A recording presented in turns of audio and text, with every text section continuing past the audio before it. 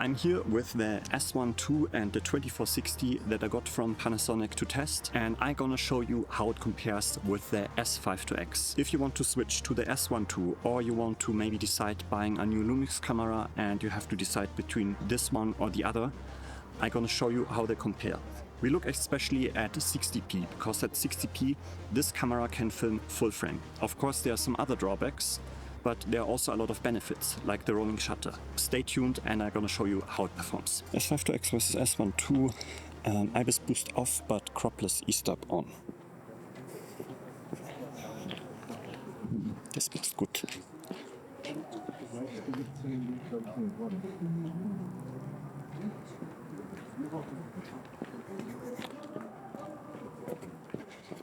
Now with a little bit running.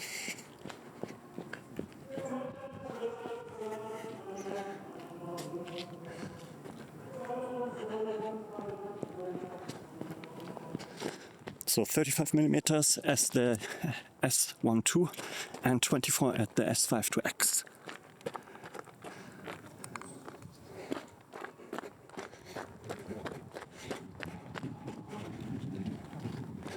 And I'm slightly running.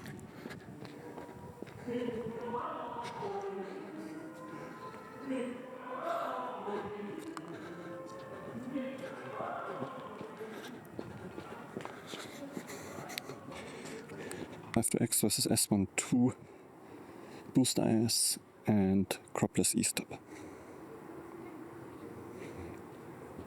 24 versus 35mm.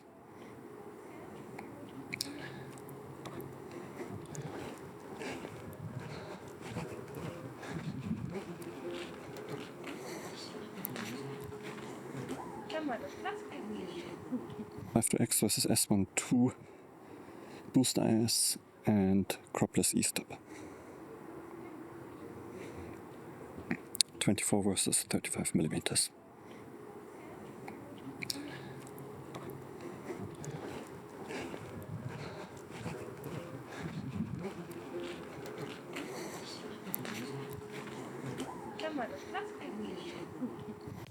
This image is zoomed in a lot. The exposure is lifted extremely. Then on the top you can see how the image looks like with all its noise before it's being noise processed, which you can see at the bottom. So there the noise is being cleaned up. Then on the left I've added some contrast to the hair so you can make out some details. As well as at the top where I zoomed in a lot more so you can see if you can detect more details. So let's start with the test. This is how the scene looks like if you see it with your own eye actually. And I'm zooming now in 2.2 times so you can see all the details. Then I will increase the brightness and contrast so we can see all the fine noise. As you can see here, we can now make out all the details and all the noise. So let's start with 6K open gate. Just one hint. On the left, on the S1II, the hair is in focus, and on the right, the battery is in focus. So keep that in mind if you compare the focus on the hair. On the right, the image of the S5IIx looks a lot more cleaner than the S1II. We have there a lot less noise, and we can make out the font a lot better. At Cinema 4K, the difference is not as big. So here, the S1II definitely points with a higher dynamic range. At ProRes HQ, somehow the S5IIx delivers a better image than the S1II, probably again regarding the dynamic range. Then at ProRes RAW we have a lot more chroma noise on the S1II. Probably here it struggles with the dark image. At BRAW I think the implementation on the S1II is not as good like with the S5IIx. I think Panasonic will improve this in future with firmware updates. Now we look at dynamic range boost enabled. You can see the noise on the S1II is a lot lower than on the S5IIx. The font is a lot more clear. This is a thing that so many YouTubers oversee. Dynamic range boost not only gives you one more stop, but it actually cleans up the midtones of the image so much. Even at Cinema 4K, the image looks better than at the S5IIx. Now at ProRes HQ you can also see that the image looks a lot better than with the S5IIx. The font is so much more clean. At ProRes RAW, you can make out more chroma noise that's static due to the noise reduction. Still, the image looks a lot better than with the S5IIx. At BRAW we have again this issue that the noise is more sticking after noise reduction, but I think this is due to the firmware implementation. Now let's compare the second higher base ISO. So here at 6K I cannot make out so much difference. Maybe on the left on the S1II you can see a little bit more compression artifacts than on the right, but I'm actually not sure, it looks pretty similar. Also at 5.1K versus 6K it looks still pretty similar. Now at Cinema 4K I can also make out not much difference. It still looks pretty similar. At ProRes HQ I think I can also not make out much difference. It still looks pretty equal. Always keep in mind, on the left the hair's on focus and on the right the battery. At ProRes RAW somehow the S5IIx looks a little bit better than the S1II. The font looks a lot more clean. Also at BRAW. I think this is again due to the higher dynamic range of the S5IIx. So now we are going to look at 60p and higher frame rates. We have to zoom in, but on the right we have an APS-C crop, so I had to use 35 instead of 24mm. Keep this in mind. At Cinema 4K the S5IIx looks a lot more cleaner than the S1II. But at 5.9K the S1II and S5IIx looks a little bit similar. The Japanese characters look a little bit more finer on the left than on the right, but it's marginal. At 5.1K we cannot make out the difference so much. Also you see compression artifacts due to the lower bitrate. Now at ProRes HQ the S5IIx delivers a cleaner image than the S1II. Again, this is probably due to the higher dynamic range. At ProRes RAW I think the S5IIx looks a little bit cleaner than the S1II, but only marginal. Again, the BRAW implementation on the S5IIx looks a lot more cleaner than on the S1II. Next I compare 120p Full HD versus Cinema 4K of the S1II, and the S1II is surpassing here at 96p the S5IIx. Even at 120p, where the quality drops a lot at the S1II, it still looks better than with the S5IIx.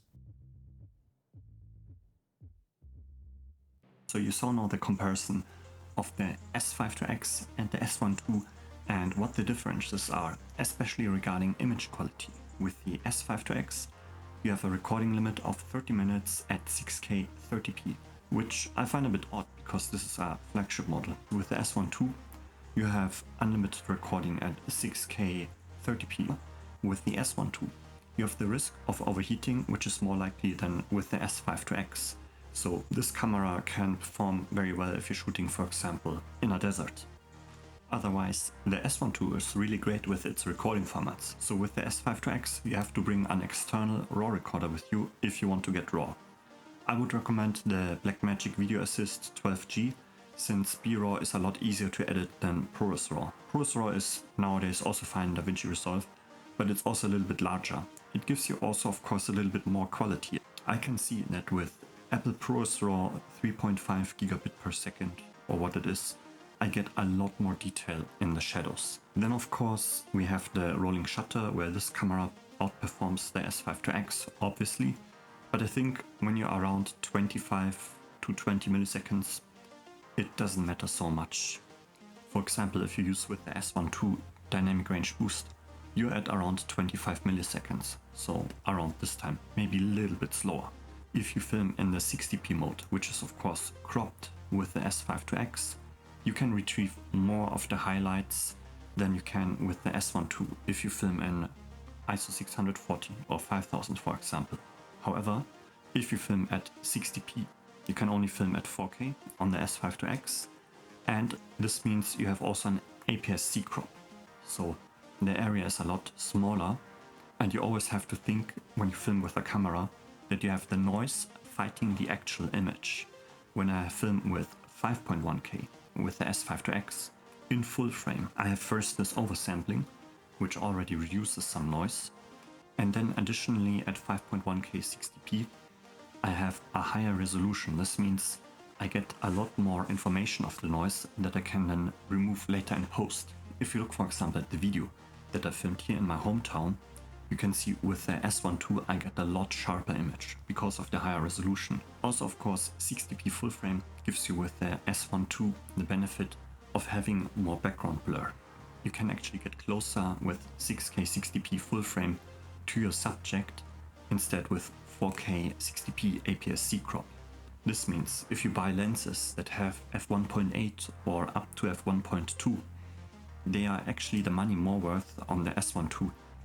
Otherwise, this camera also has dynamic range boost, and I think the rolling shutter is not as bad. I filmed some tests, for example a horse race, and I didn't notice it much. It was pretty good, like 30 frames per second dynamic range boost worked very well. And then you have higher dynamic range than with the S5IIx. Then the S1II has some features that are better regarding usability. For example, this knob here regarding the knob for the shutter speed. I find this very useful because with the S5IIx I always get there and I change it constantly. This recording button here on the front I find pretty handy. If you film yourself and you have rigged out the S1II, for example, you have a cage there and lots of cables, it's difficult to find the record button on the top. Also things like Cropless stabilization, which is reducing the warping, is an also nice feature. And we have also this hybrid zoom, which is going a little bit against this concept of having open gate and cropping in post to zoom in. If you do a video where you already want to zoom in at specific subjects, you can do this with the hybrid zoom and get there the most range that you can get with 4K resolution, which I find pretty handy because this means you don't have to do it later in editing and it saves you time. So tell me, which camera would you choose if you had the choice? The S5IIx or the S1II? Thank you for watching and see you in the next awesome video.